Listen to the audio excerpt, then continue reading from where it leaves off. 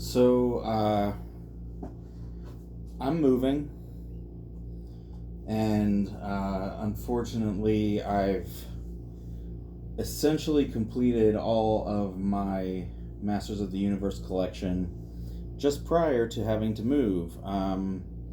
So, it is now time to take what was a perspective display that I'm hoping to put into diorama form eventually and get it prepared for its new life in a new state about 2 hours away from where I live currently. So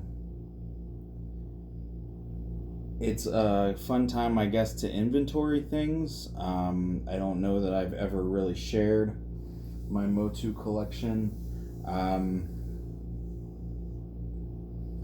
So I have a bin behind the camera over here that I am opening and throwing the lid behind me, and a full collection in front of me that needs relatively just inventoried, bagged and placed gently into the bin. The only things that I am missing, I went up to Eternia Dreams with the harp that came with my Eternia because there was a broken piece, and I just purchased a new one off of eBay to replace that. It's coming. I have replica or reproduction chains for my snake tower of my Eternia that are supposed to be on their way. And in addition, I need to purchase repro tracks. So it's obvious that I am not in possession currently of repro tracks or any tracks as you're looking at my Eternia.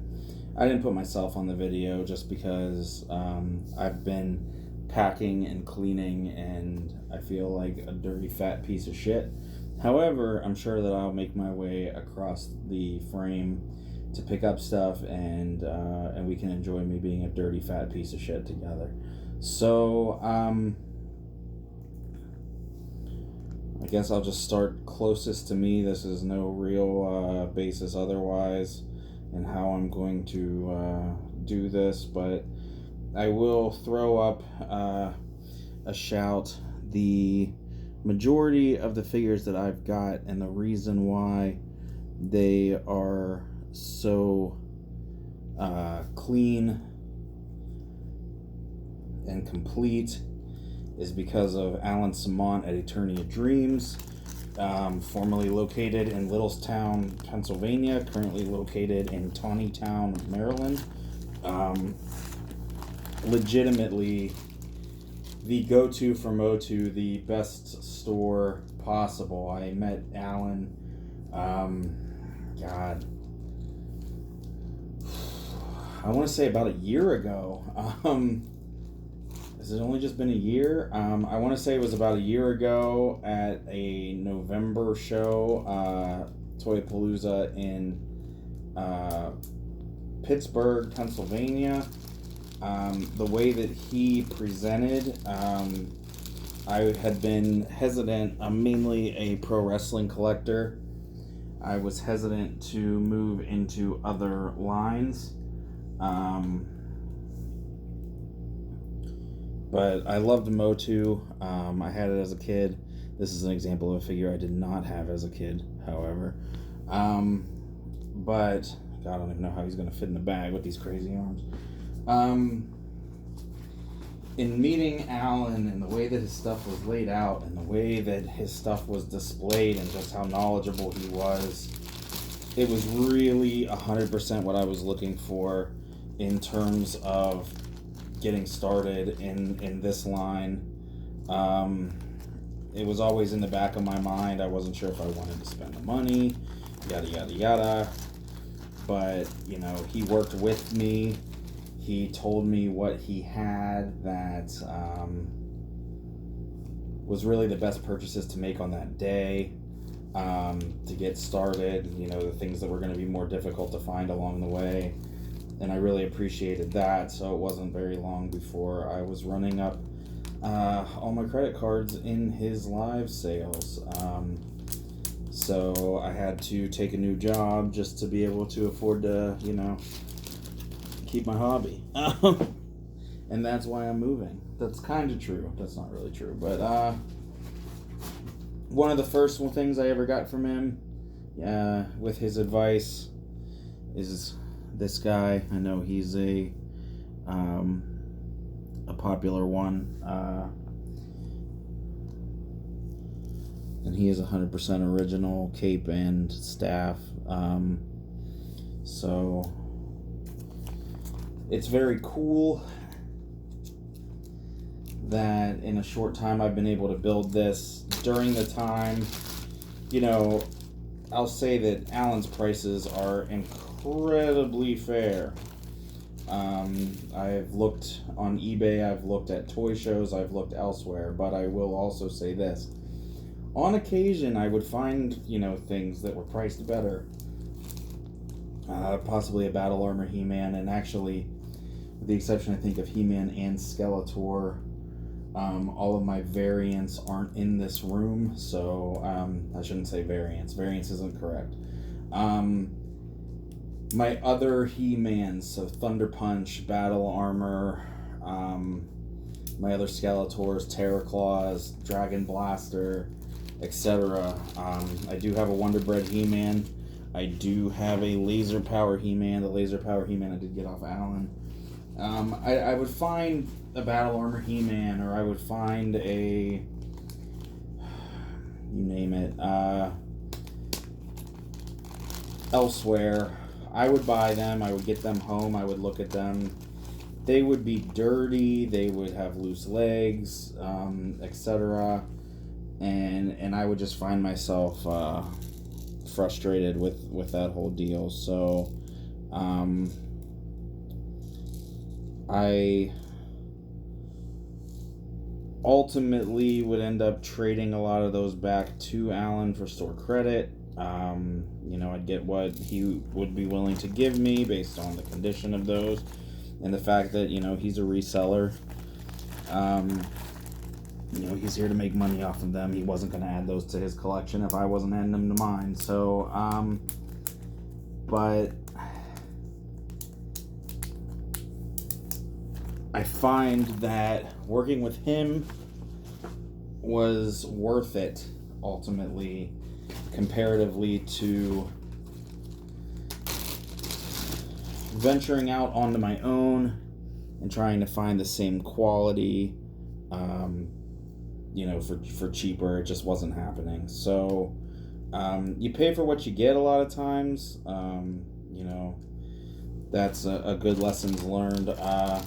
When it comes to the figures that I have bought from him, I have to say everything is completely in working order. He's never steered me wrong, and I'm very pleased with the overall quality of what I have to display. It's just a matter of getting that display eventually, and rocking and rolling with it. I'd be interested, kind of conceptually. I have, some vehicles here that you can see in the shot. I trying to keep rocking and rolling because I know you're not looking at too much, and it's probably kind of boring in that way. But I'm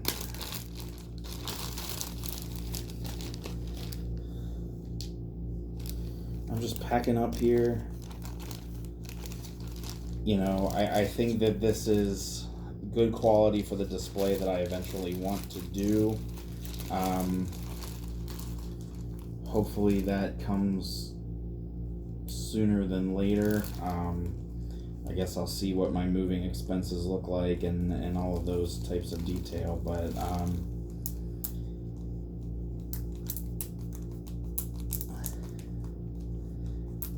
can't refer the guy enough.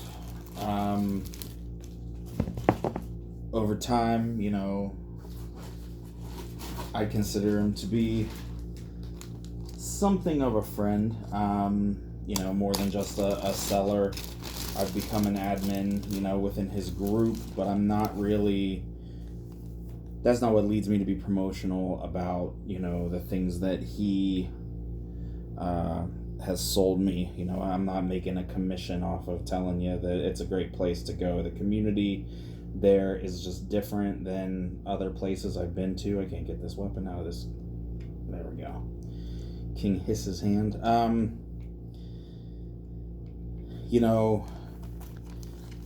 In his live sales, man, some of these guys, Jared Stomberg, Chris Payne, some other guys are just freaking hilarious. So those sales are entertaining, even though most of my collection is done. I still like to jump on there when nothing's going on, and shoot the shit with those guys. And, some of these guys, just life's going on. We're all at different ages or different stages in our lives. Some people have kids, some people have been married, some people have been divorced, some people, struggle with things in, their job or their lives. And, not to be overly cheesy about it, but like, it's just dudes, chatting with one another about life, and really kind of being there for each other, more than, I guess, what you'd conventionally expect when you're initially just going out there to recapture a little bit of nostalgia about your childhood. But, part of me thinks that when you are collecting, childhood nostalgia, there's reasons, like, hypothetically, and not to get overly, philosophical and certainly not to get political, but like, if 9/11 never happens, like, are we feeling as compelled to go back and revisit our childhood, without that event? That was definitely a transformative thing that happens, in our lifetime. Everybody remembers where they were, everyone remembers the people that we lost that day.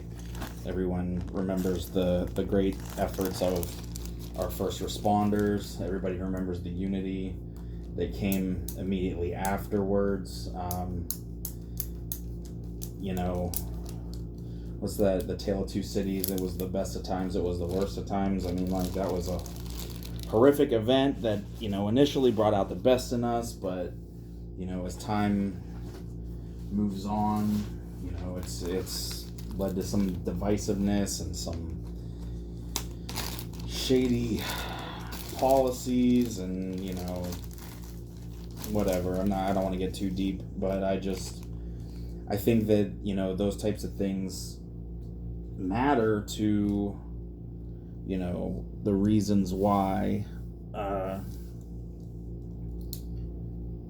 don't know, that we collect things, the reasons why this kind of stuff brings us, joy. It just reminds me personally, maybe everybody doesn't relate to this, but it reminds me of a simpler time in my life, where I didn't really have many cares, and I just sat Indian style on the floor like I'm sitting now, and I just played with my toys, and that's all there really was to do. That was encouraged. That was my job, to be happy and to play and to learn through play. To have old Clawful here take a beating,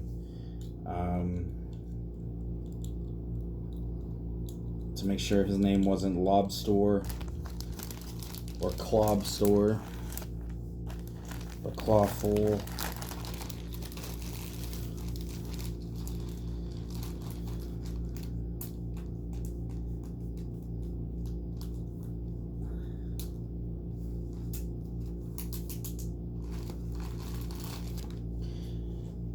So I got some ideas about when it comes time to unpack all this stuff.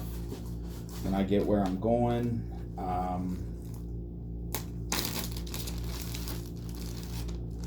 Thinking about unboxing everything and pretending like, oh man, I'm so lucky. How did I stumble upon all this great stuff in one go? Because that's what it seems like a lot of fake people do on the internet. I'm doing it ironically. I'm not trying to actually. I'll definitely make a point to clarify that that's just a joke. Maybe I'll do it on April Fool's specifically, just so it doesn't look shady. But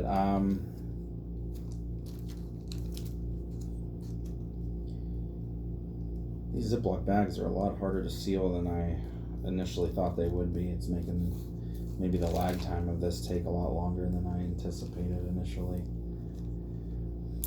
But yeah, I am in the process of packing and moving an entire Motu collection, minus a laser light Skelly, which is my missing grail piece. I don't think so. Things I'm not collecting for whatever reason. I've decided.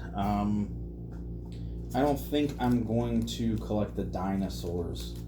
I don't remember the dinosaurs from being a child.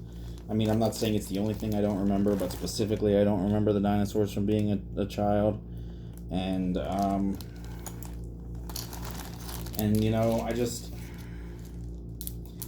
they don't fit in the universe really for me. Like, and I guess, Bashosaurus is, kind of a dinosaur, and the Road Ripper even kind of looks like, I don't know, is that a bird or a dinosaur? I mean, Dragon Walker, I don't know, maybe I'm just making excuses, but I'm just not that big on the dinosaurs. They don't do anything for me. One guy that does, Roboto Man, and I tell you, I think I had different gear colors when I was a kid. Maybe I'll need to go and think about getting something more colorful on his insides to replace him. But yeah, the Giants, super expensive. Cool, don't get me wrong, freaking cool. But again, not really a point of nostalgia for me. But I guess my rules are pretty loose because I didn't know that Laser Power He-Man existed, and I dropped a pretty penny on that dude because, man, does he look slick. I love that figure. That might be my grail piece in all of my collections. I don't just collect Motu. I'm a pretty heavy wrestling toy collector. This was actually the first one that I repurchased. I got this He-Man at a toy show. Nothing wrong with him really, but just because of who he is, we're looking at, I think, Taiwan here. Just because of who he is, I think that I may look to replace him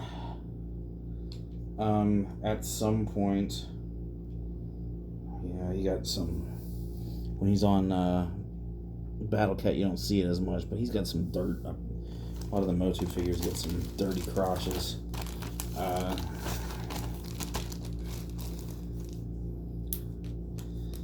So I could probably make do to get a nicer looking He-Man. I think when I do the display, I have a poster that I want to follow. It has Thunder Punch He-Man versus Terror Claws. Skeletor right up in the front. So actually, I take it back. I might be Flying Fists He-Man in the front and center on that one. Battle Cat's looking cool here. I'll just move him a little bit over.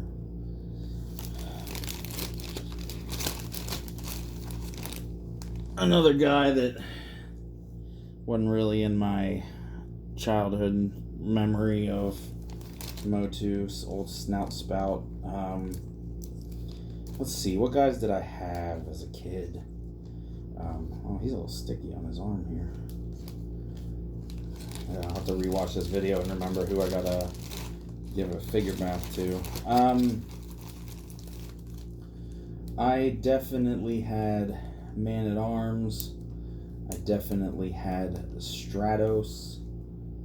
I definitely had Fisto. I definitely had Jitsu. I definitely had Blade. I remember going and seeing the movie and hating it as a kid.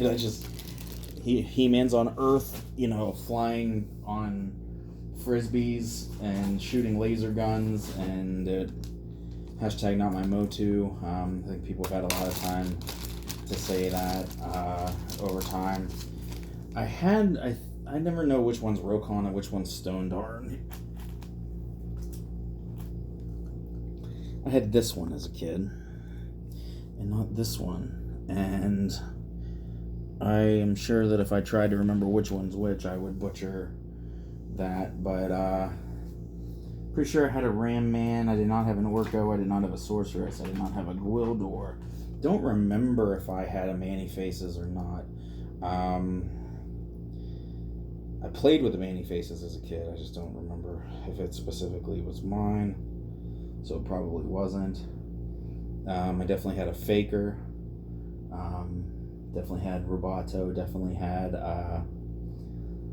Cyclone, which I think I have in the Fright Zone over there, which is another thing that I had as a kid. I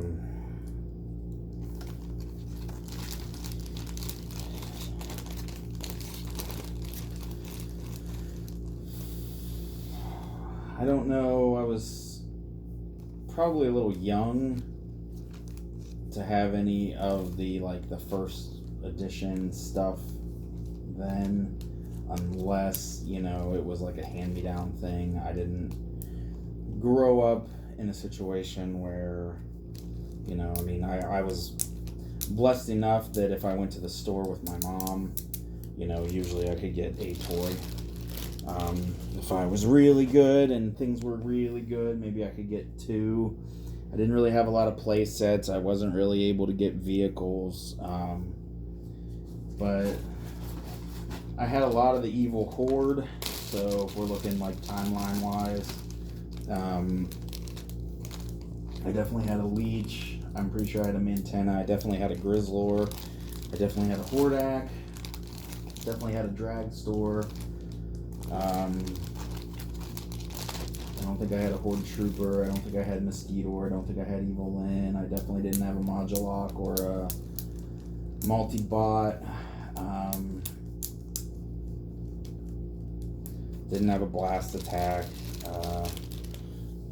But it's cool being an adult, making my own money, and not having a girl tell me I can't spend it on what I want to spend it on.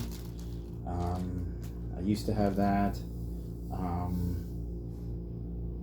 I graduated from having that problem. Man, what a cool figure. What a cool concept. This is a Malaysia hardhead faker.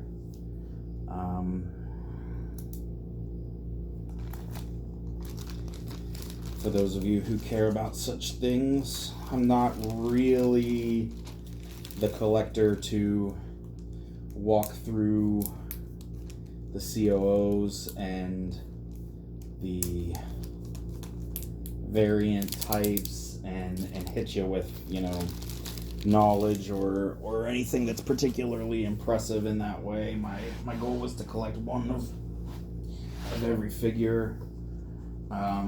Complete and clean as they could be.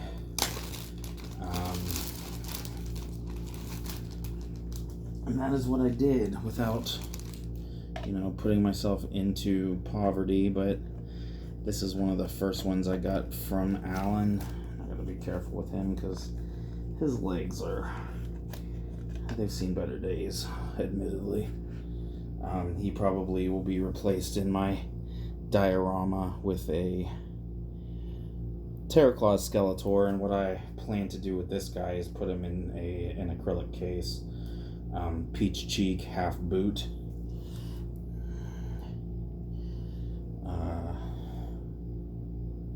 Taiwan. Looks like his little crotch cover doesn't want to stay on, but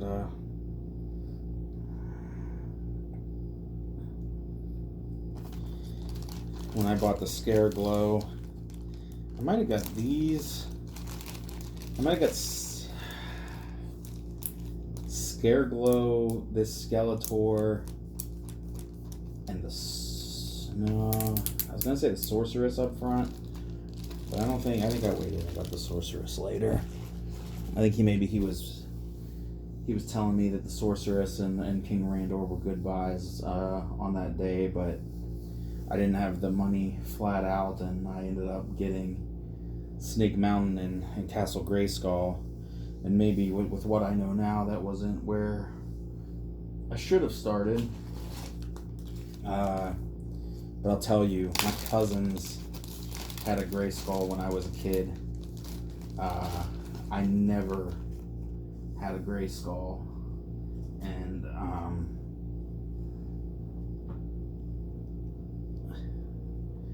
that's always something that I wanted. My Hordak, my alternate versions of Hordak, I again don't want to say variants. Where's his little red thing?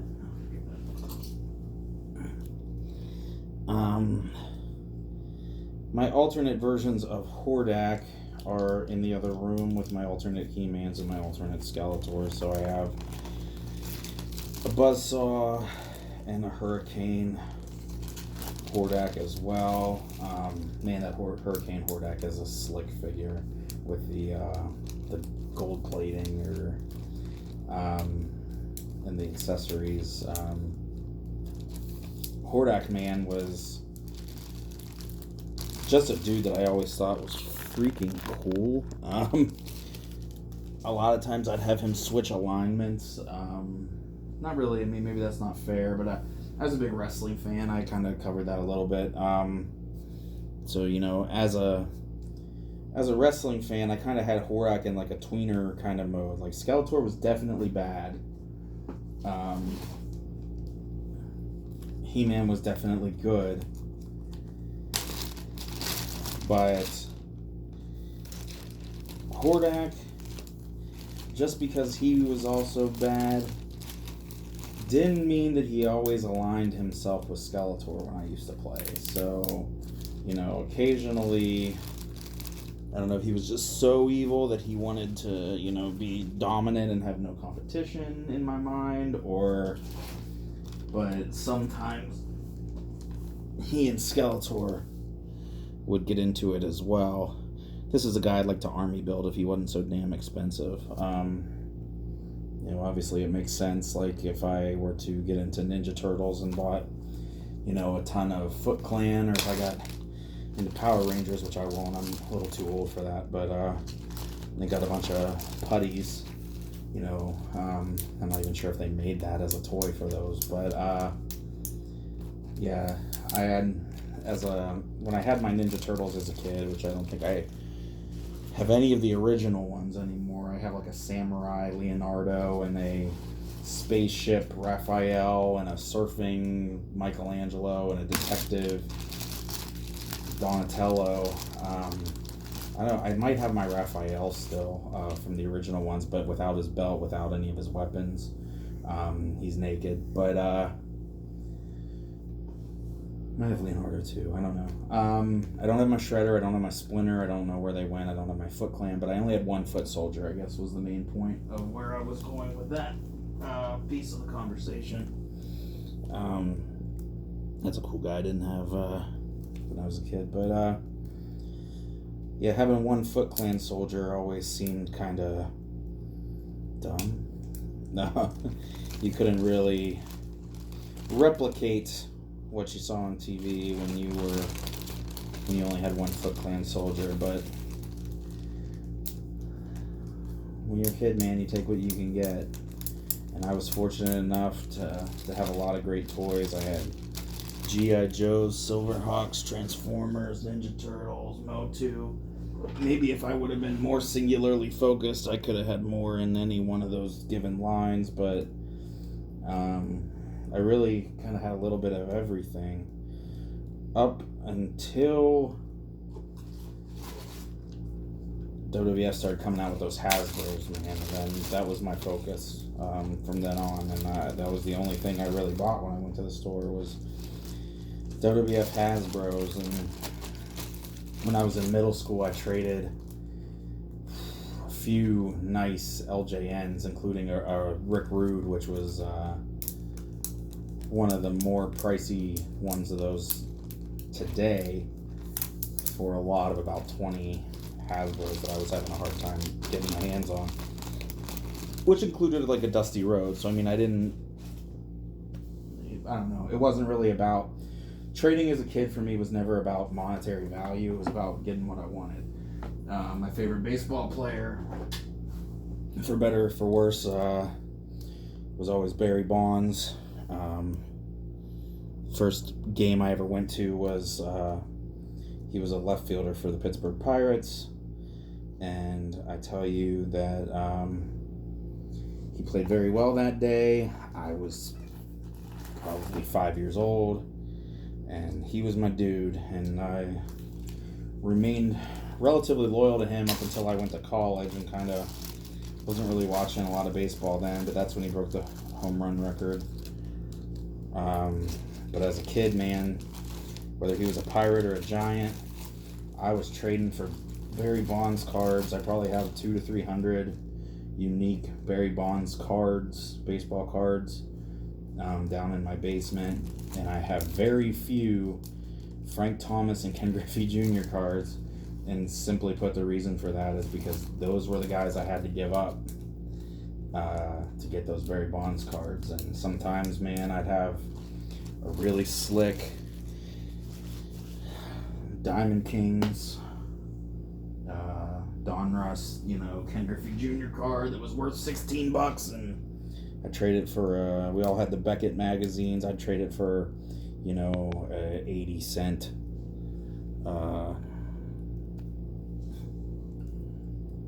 Barry Bonds card. And my friends liked trading with me, man, because they saw a sucker coming, but all I wanted to do was have every Barry Bonds card known to man. I wanted to have the most impressive collection of Barry Bonds cards, and I was not worried about the cost. I would buy packs looking for a Bonds card and looking for stuff to trade for Bonds cards, and that's how I operated.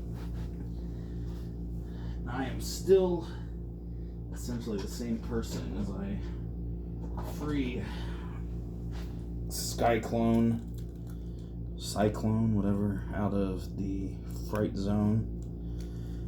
I'm sure he'll enjoy stretching his arms and legs before he gets suffocated in this dollar store Ziploc bag that I got.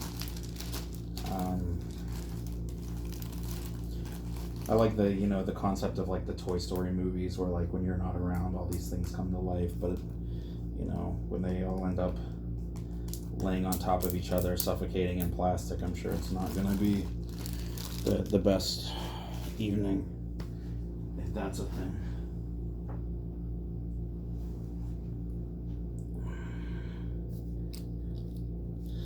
If you watch wrestling, I don't know, I think there's some correlation between Evil Lynn and the sensational Queen Sherry, my favorite wrestler of all time. Is the Macho Man Randy Savage, who had his run as king with Sherry, which is possibly arguably as good as his run as the Macho Man. before or after that. I think his time with Sherry is different, but it's impressive and somewhat magical in its own way. That guy was a versatile performer, and hence him being my favorite.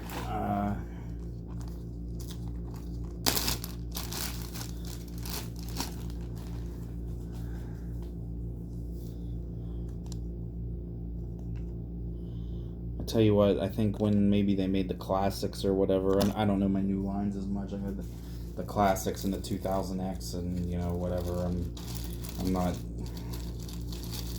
not super smart when it comes to those things, but I feel like I've seen these guys with legs, and I would imagine, I'm just guessing because I don't have them, but I'm guessing that they pop out of those legs and can still do their topsy-turvy whirling dervish sort of deal. And I think that's cool because these are really weird figures to figure out what to do with when they have no legs. But they will be a part of the whole deal as well eventually.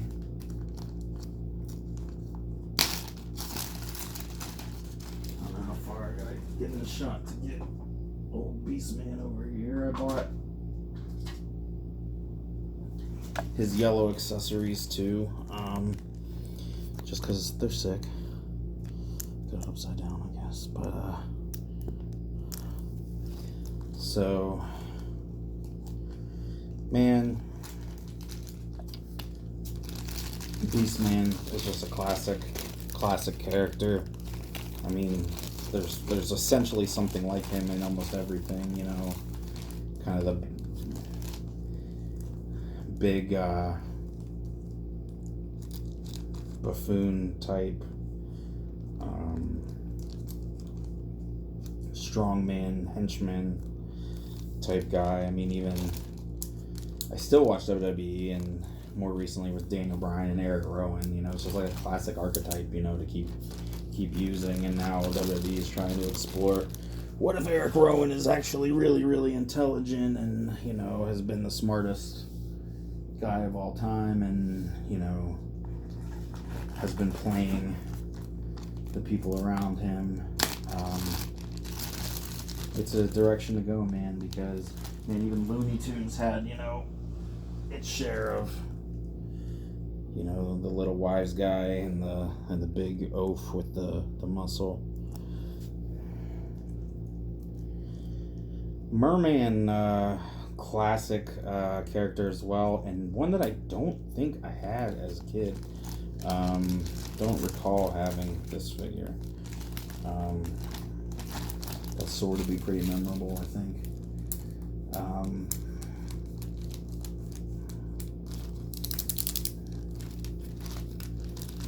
I had the red carrying case, and if I had enough guys to fit, which I think he carried 8, I had more than enough for that red carrying case, and I felt like a freaking king when I walked into my daycare with my Masters of the Universe.